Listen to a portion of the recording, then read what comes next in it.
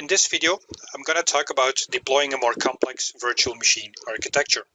This video is based on 3 different sections where you will learn about Azure Marketplace templates, GitHub Quick Start templates, and Azure Virtual Machine deployment from Visual Studio, allowing you to create your own customized deployment cycles. One of the first options you have available in Azure is using Azure Marketplace. Azure Marketplace is an extensive library of pre-configured virtual machine architectures. Some of them are pretty basic, other ones are rather complex. To give you some examples, and I'll talk about this a lot more when doing my demo, for example, deploying a SharePoint 2013 high available farm, like a SharePoint cluster, or a SQL Server always-on infrastructure, or deploying virtual machines having multiple subnets or deploying multiple virtual machines at once. Besides the Azure Marketplace, there's also GitHub. As you might know, Microsoft is pretty open source nowadays, and they are extensively integrating with GitHub as a repository for providing you Azure templates. A lot of these templates are provided by Microsoft or even by the Microsoft community. And it's basically a free resource of more than 500 templates. These templates allow you to deploy IaaS resources, but also platform as a service, PaaS resources. For each and every template, it provides you documentation, JSON files, which is mainly the technical description of your architecture, as well as demo recordings. In my opinion, it's the recommended starting point whenever you want to learn about creating your customized Azure Resource Manager templates. The URL to connect to is github.com/Azure/Azure Quick Start templates. To show you how easy it is to deploy this architecture, let me start with the first demo, connecting to GitHub and deploying a complex virtual machine architecture from there. So I'm connected to GitHub Azure Quick Start templates, and as I already explained you, it's a pretty extensive list of a lot of different Azure resources that we can deploy. Now let me search for a domain controller, Active Directory. Without doing a lot of effort, I find a template that's called Active Directory New Domain, High Available 2 Domain Controllers, or even Active Directory New Domain, which, if you think about the infrastructure underneath, it allows me to deploy 2 virtual machines, creating Active Directory domain controllers, having the virtual networks available. Sounds pretty cool to me. From here, I have my deployment scripts, my JSON files, which specify the structure of the virtual machine layout. And from here, I can read what this template actually does. It's a template that deploys 2 new virtual machines, along with a VNet storage account load balancer and creating a new Active Directory forest and domain, and so on and so on. Now next to that, it also gives me click the button below to deploy. Deploy to Azure. Since I'm already pre-authenticated, it will recognize my Azure credentials and allow me to deploy my resources directly from the GitHub template.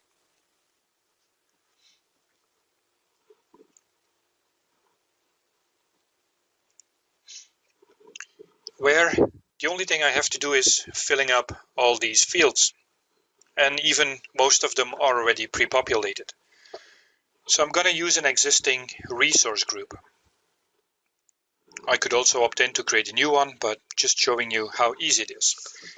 A new storage account name. Since this is Active Directory domain controllers, HA storage,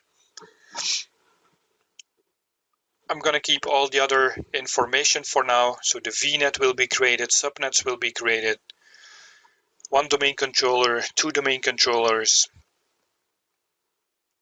I'm going to rename the user account, allowing me to remember my password. It's based on a Windows Server 2012 and it requires a domain name.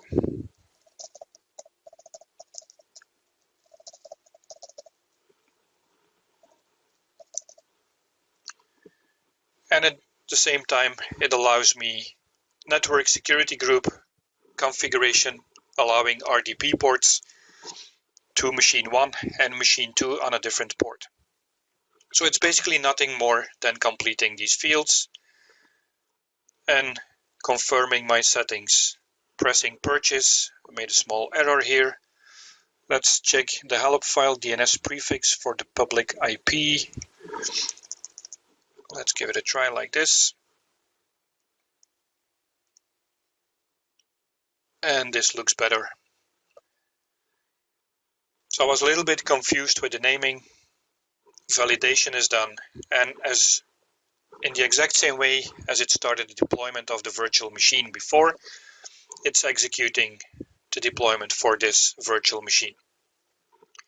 So I'm going to keep it running for now.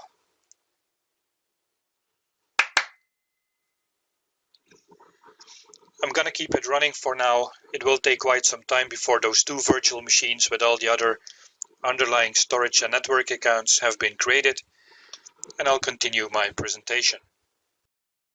Now, a second way of deploying virtual machines is using Visual Studio. As I already showed you in the introduction, Visual Studio integrates extensively within Azure. It allows you to create, deploy, update, troubleshoot Azure resources. Now, obviously from a deployment creation point of view. There's a built-in wizard allowing you to create ARM templates, where the deployment wizard itself is integrated in Visual Studio. And I'll show you later on in a demo. And this works in my environment, Visual Studio 2015, but it also works as of Visual Studio 2010. And the version of Visual Studio itself doesn't really matter. It's working from Essentials all the way up to the Enterprise Edition. So with that, I'm jumping to another demo, deploying from Visual Studio. From within Visual Studio, I'm going to create a new project. I could reuse the one that I used for my previous demo, but let's create a new one. So selecting Cloud, Azure Resource Group, and from here I can use Visual Studio templates or again integrating with Azure Quick Start templates on GitHub. Now let me stick to the Visual Studio templates and checking this list what's available. I have Windows Virtual Machine scale set. I can deploy web apps, but I'm talking about virtual machines for now. So let's pick a Windows Server virtual machine with load balancer.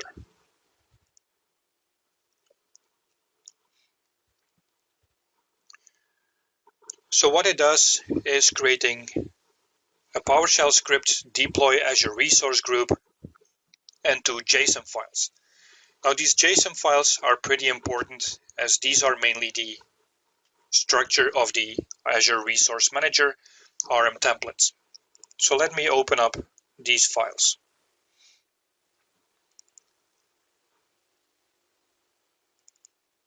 There we go.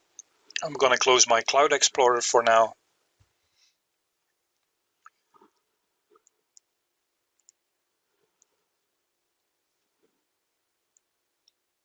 So what it shows me here is my load balancer virtual machine. Within my JSON file structure, I have one load balanced virtual machine and another one load balanced virtual machine parameters. Now let me start with the first one, load balanced virtual machine. The JSON file itself is always having the same structure. It will ask me for parameters, providing settings,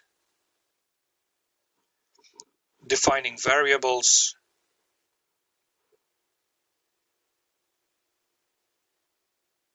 and all the way down closing the JSON file. On the left hand side here, since it recognizes that it's a JSON file, I could also go from here, where it basically gives me a full list of all my parameters, my variables, and my resources.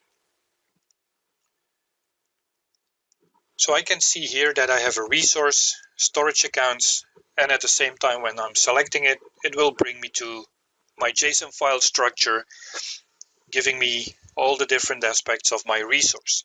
And even if you're not really familiar with JSON files, from here it will tell you you are creating a Microsoft storage resource type that requires a specific name, a location, an Azure resource group, and certain properties.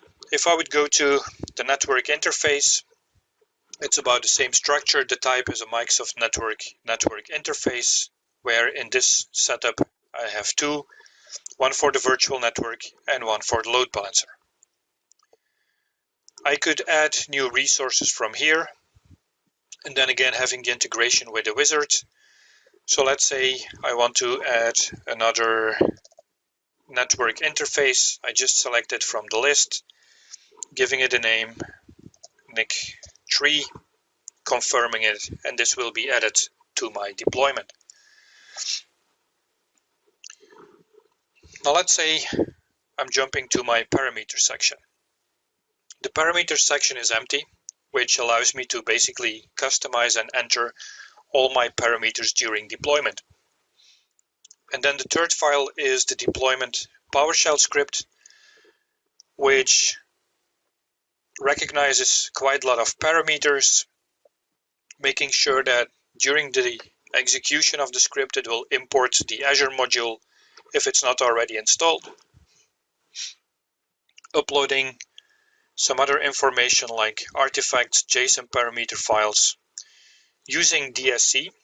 DSC is PowerShell desired state configuration that I will talk about in one of the other following videos, creating the storage accounts, and then basically picking up information from the previously explained JSON files. So from here, I'm going to execute the deployment, link to my subscription, creating a new or existing resource group, and completing the parameters. So from here, or I could enter it in the parameters file, but then it would be hard-coded. And from here, I'm going to recreate my credentials. Again, for this specific deployment, the image is pre-selected from the JSON file settings, the virtual machine size, or I could select another one, saving these settings, and then starting the deployment. It will kick off PowerShell in background, and that's basically it. As you can see here in the output, it's already starting to create my resource group and building up my deployment. If I'm jumping back to my portal, the other deployment is still ongoing. I select my resource groups, Azure Resource Group 2, and it should already show you one of those resources. And actually, the ones that I used in my GitHub deployment demo are already available. So I have my storage account, my virtual network, 2 network cards for each virtual machine, and my 2 virtual machine domain controllers are also being deployed. I can verify again the deployment cycle from here, where at this time it's deploying the Active Directory forest out of the PowerShell desired state configuration integration. Jumping back to my Visual Studio, it tells me that my resource group is successfully created. So even within Visual Studio, I can actually get a detailed view of what's happening with my deployment cycle. If something would go wrong out of my JSON file, mistakes out of my deployment script that's not correct, or my parameters that aren't completed successfully, then it will also tell me about it here. allowing me to do some additional troubleshooting. I'm not going to wait for my resource to be deployed, because otherwise this video would take another 10, maybe 15 minutes, but you should get the message how easy it is to start deploying. So with that, we're at the end of this video, and I'm inviting you for the next one, talking about virtual machine high availability in Azure and how to configure it and handle it.